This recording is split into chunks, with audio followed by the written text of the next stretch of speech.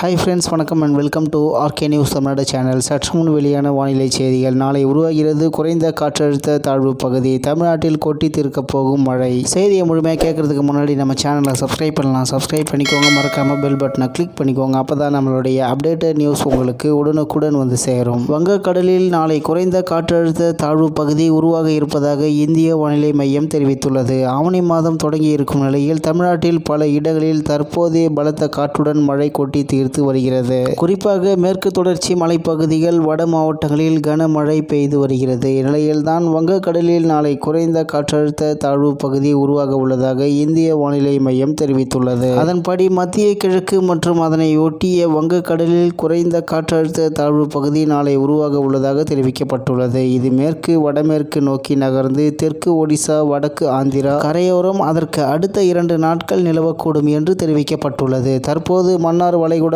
தென் தமிழக கடலோர பகுதிகள் மற்றும் அதனை ஒட்டிய குமரிக்கடல் பகுதிகளில் மணிக்கு 35 முதல் 45 கிலோமீட்டர் வேகத்திலும் இடையிடையே 55 கிலோமீட்டர் வேகத்திலும் சூறாவளி காற்று வீசக்கூடும் என்று வானிலை மையம் எச்சரித்துள்ளது. மேலும் அடுத்த 3 மணி நேரத்திற்கு சென்னை, காஞ்சிபுரம், செங்கல்பட்டு, ராணிப்பேட்டை, திருவள்ளூர் உள்ளிட்ட 11 மாவட்டங்களில் கனமழை பெய்ய வாய்ப்புள்ளது. இதுகுறித்து வானிலை மையம் வெளியிட்ட செய்திக்குறிப்பில், மேற்கு திசை காற்றின் வேக மாறுபாடு காரணமாக இன்று தமிழகத்தில் ஓரிரு இடங்களிலும், புதுவை மற்றும் காரைக்கால் பகுதிகளிலும் இடி மின்னலுடன் கூடிய லேசானது முதல் மிதமான மழை பெய்யக்கூடும். அடுத்த 3 மணி நேரத்திற்கு சென்னை, காஞ்சிபுரம், செங்கல்பட்டு, ராணிப்பேட்டை, திருவள்ளூர் உள்ளிட்ட 11 மாவட்டங்களில் கனமழை பெய்ய வாய்ப்புள்ளது. நாளை முதல் வரும் 2ஆம் தேதி வரை தமிழகத்தில் ஒரு சில இடங்களிலும், புதுவை மற்றும் காரைக்கால் பகுதிகளிலும் இடி மின்னலுடன் கூடிய லேசானது முதல் மிதமான மழை பெய்யக்கூடும். மேலும் சென்னையை பொறுத்தவரை அடுத்த 24 மணி நேரத்திற்கு வானம் ஓரளவு மேகமூட்டத்துடன் காணப்படும். நகரின் ஒரு சில பகுதிகளில் இடி மின்னலுடன் கூடிய லேசானது முதல் மிதமான மழை பெய்ய வாய்ப்புள்ளது. அதிகபட்ச வெப்பநிலை 36 டிகிரி செல்சியஸை ஒட்டியும், குறைந்தபட்ச வெப்பநிலை 27 முதல் 28 டிகிரி செல்சியஸை ஒட்டியும் இருக்கக்கூடும். இத்துடன் இன்றைய வானிலை செய்திகள் நிறைவு பெறுகிறது. மேலும் இது போன்ற செய்திகளை உடனுக்குடன் தெரிந்து கொள்ள ஆர்கே நியூஸ் தமிழ்நாடு சேனலுடன் இணைந்திருங்கள். நன்றி, வணக்கம்.